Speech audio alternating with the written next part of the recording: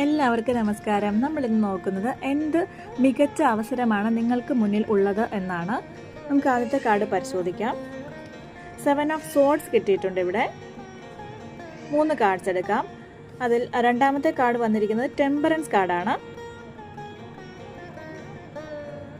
മൂന്നാമത്തെ കാർഡ് നോക്കുമ്പോൾ 2 of wands വന്നിട്ടുണ്ട്. അപ്പോൾ ഈ 3 കാർഡുകൾ ഒന്നിച്ച് വന്നതിനാൽ വളരെ ഇൻട്രസ്റ്റിംഗ് ആയ ഒരു അവസരത്തെക്കുറിച്ചാണ് ഇവിടെ പറയുന്നത്. അത് പക്ഷേ അത്ര സ്ട്രെയിറ്റ് ഫോർവേഡ് അല്ല, കുറച്ച് സ്ട്രാറ്റജി അപ്ലൈ ചെയ്യേണ്ടതായിട്ടുണ്ട്.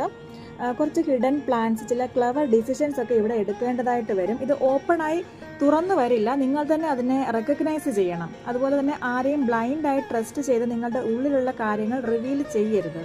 അതുപോലെ ഒരുപാട് ആവേശം കാണിച്ച് എടുത്ത് ചാടുകയും ചെയ്യരുതെന്ന് സൂചിപ്പിക്കുന്നു. ശരിയായ സമയത്ത് കാമായ സിറ്റുവേഷനെ ഹാൻഡിൽ ചെയ്യണം. റൈറ്റ് ടൈമിങ്ങിനായി വെയിറ്റ് ചെയ്യണം. അങ്ങനെ ചെയ്താൽ സ്മൂത്ത് പ്രോഗ്രസ് ഉണ്ടാകുമെന്നാണ് ടെമ്പറൻസ് കാർഡ് പറയുന്നത്. ഒരു ബാലൻസിങ് ഉണ്ടാവണം. അതുപോലെ നിങ്ങൾക്ക് യാത്ര ചെയ്ത് പുതിയ ജോലിയിൽ പ്രവേശിക്കാനുള്ള ഒരു അവസരം കാണുന്നുണ്ട്. അബ്രോഡ് ജോലി നോക്കുന്നവർക്ക് നല്ല സമയമാണ്. അല്ലെങ്കിൽ ഉള്ളിടത്ത് നിന്ന് റീലൊക്കേഷനുള്ള സാധ്യത കാണുന്നു. പുതിയൊരു ഡയറക്ഷൻ തിരഞ്ഞെടുക്കാനുള്ള ഒരു ചാൻസ് മുന്നിലുണ്ട്.